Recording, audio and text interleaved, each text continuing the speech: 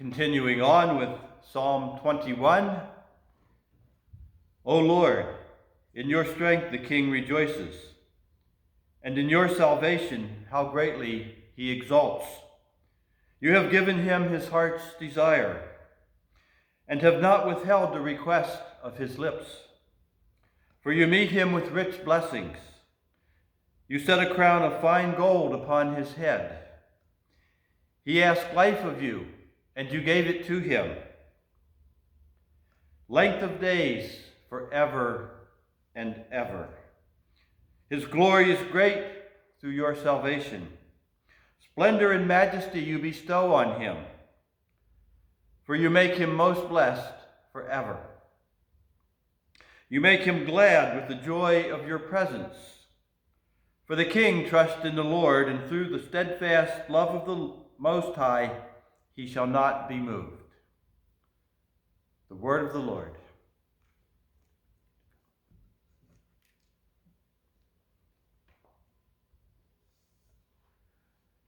Yesterday we found David, metaphorically at least, with his face mashed into the dust of a temple floor, begging God for deliverance, or perhaps, and likely, with him was a great assembly of the people of Israel, bowed before God in dust and ashes, smeared in their hair and face, hoping, believing, grasping for God's deliverance.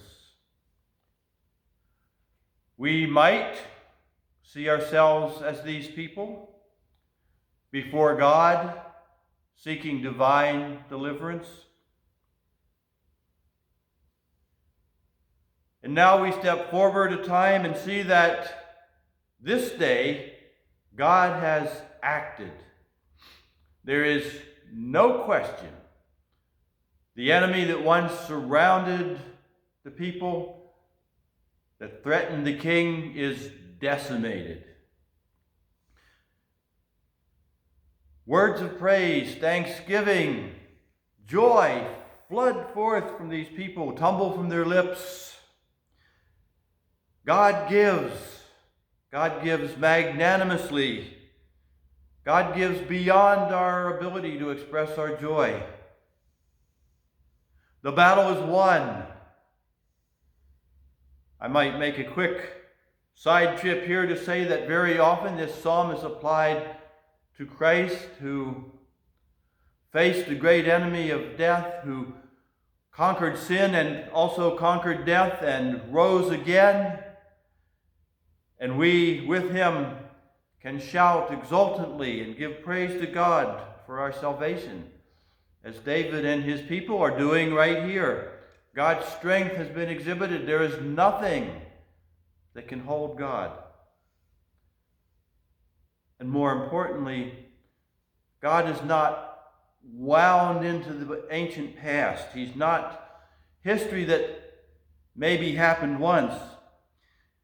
There's no philosophical abstraction. God has skin in the game. God is with us, Emmanuel. Let us give thanks to the Lord our God.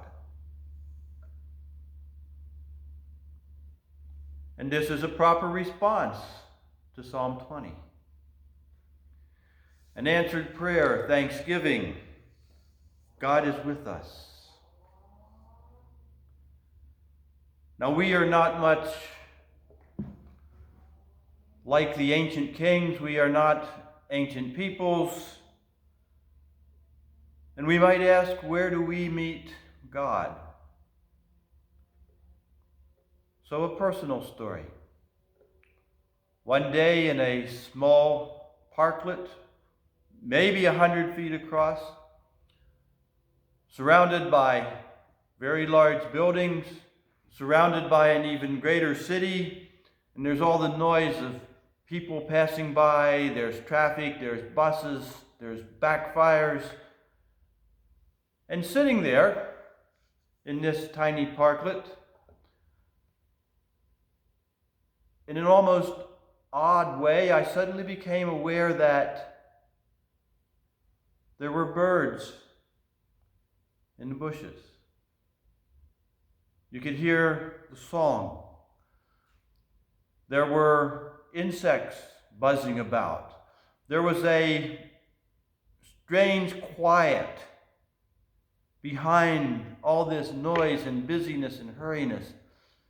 And in this quick and temporary silence was a world that could care less. And behind that, for a flash, opened up this great spiritual reality. We might not see God in ancient battles, but we meet God day in and day out in tiny and subtle expressions of glory that come to us as glimpses. God is in these moments of our lives, and they will come at odd times and bring their own sense of awe and wonder. And it does not mean that life is perfect. It means that we can be surrounded by chaos. It means that we can be surrounded even, you'll find these stories come out of people in war as well, by war. We can be surrounded by illness. And yet we know that in all of this, God is not only everywhere, but God is there and God is with us. I will close now with the collect for today. Eternal God, you never fail to give us each day all that we ever need, and even more. Give us such joy in living and such peace in serving Christ that we may gratefully make use of all your blessings and joyfully seek our risen Lord. In everyone we meet, in Jesus Christ we pray. Amen.